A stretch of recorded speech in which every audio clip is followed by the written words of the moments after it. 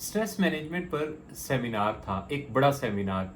एक बहुत बड़े ट्रेनर हॉल में दाखिल हुए, स्टेज पर पहुंचे, हाथ में एक पानी का ग्लास था।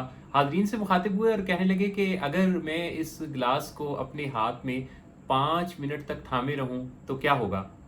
तो हाज़रीन की तरफ से जवाब आया कि क्या होगा? कुछ भी नहीं होगा।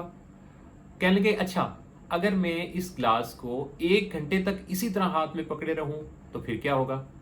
तो मिली-जुली आवाज़ें आने लगीं और ज़्यादा लोगों का ये कहना था कि आपका हाथ थक जाएगा। तीसरा सवाल उन्होंने पूछा कि अगर मैं इसी तरह इस ग्लास को पकड़े रहूं और 24 घंटे गुज़र जाएँ, तो फिर क्या होगा? तो लोगों के तबसरे कुछ इस तरह के थे कि आपका बाजू शल हो जाएगा, आपके बाजू में शदीद पेन होगी, और कुछ लोगों का तो ये भी कहना था कि इसके लिए फिज़ियोथेरेपी के लिए आपको बाकायदा हॉस्पिटल में जाना पड़ेगा।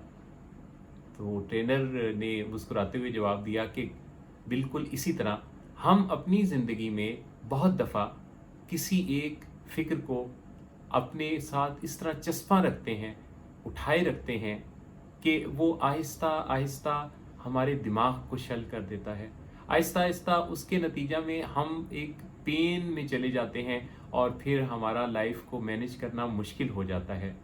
ख़वातीन और हज़रात, ये जो रिजुविनेशन है, किसी एक फ़िक्र को बार बार सोचना और उसी फ़िक्र को सोच सोच कर हलकान होते रहना, ये मसले का हल नहीं होता। हमारा ब्रेन बड़ा चालाक है, वो हमें धोखा देता है कि शायद हम जिस मसले पर सोच रहे हैं, फिर परेशान हो रहे हैं, फ़िक्रमंद हो रहे हैं, तो शायद ये कोई हम उसे हल करने की कोशिश कर रहे हैं। लेकिन ऐसा है नहीं। असल में मसले को हल करने की जो कोशिश है, वो तो मसला हल करने से होगी।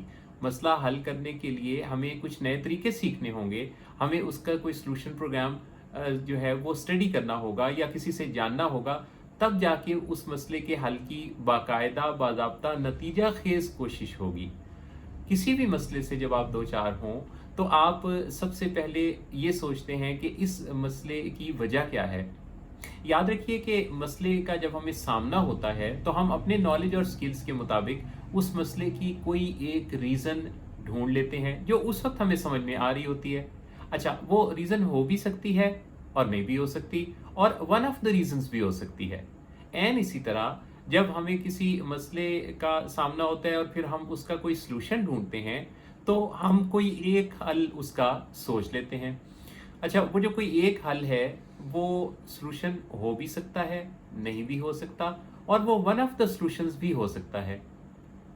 इस हवाले से हमें ये देखना होगा कि जब कोई मसले में होता है, तो वो इस तरह से अंडर द स्ट्रेस होता है कि ज़रूरी नहीं है कि जो उसे हल मिल रहा हो या जो उसे मसले की वजह नज़र आ रही हो, वही हो, क्योंकि वो तो इतना आज़ादाना सोच भी नहीं ना पा रहा होता। लिहाजा हमें इसके लिए कोई दूसरी नज़र चाहिए होती है जो कि फिर इस बारे में अपनी आज़ादाना राय दे। अच्छा, बाज़ औक़ात किसी एक मसले को हल करने के लिए एक सॉल्यूशन काफ़ी भी नहीं होता। उसके लिए हमें एक से ज़्यादा सॉल्यूशंस का सेट अप्लाई करना पड़ता है।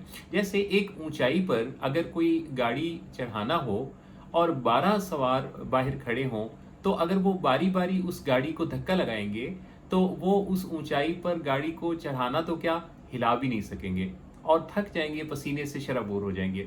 लेकिन अगर 12 जो है वो इकट्ठे होकर एकदम उस गाड़ी को धक्का लगाएँगे, तो डेफ़िनेटली गाड़ी हिलेगी भी और गाड़ी ऊपर भी चढ़ जाएगी। लिहाज़ा मसलों को हल करने के लिए हमें अपने नए प्लान को ज़रूर जाँचना होगा, परखना होगा और तलाशना होगा, ताकि हमें पता चले कि जो इस वक़्त हमें मसला दरपेश है, वो कोई भी मसला हो सकता है।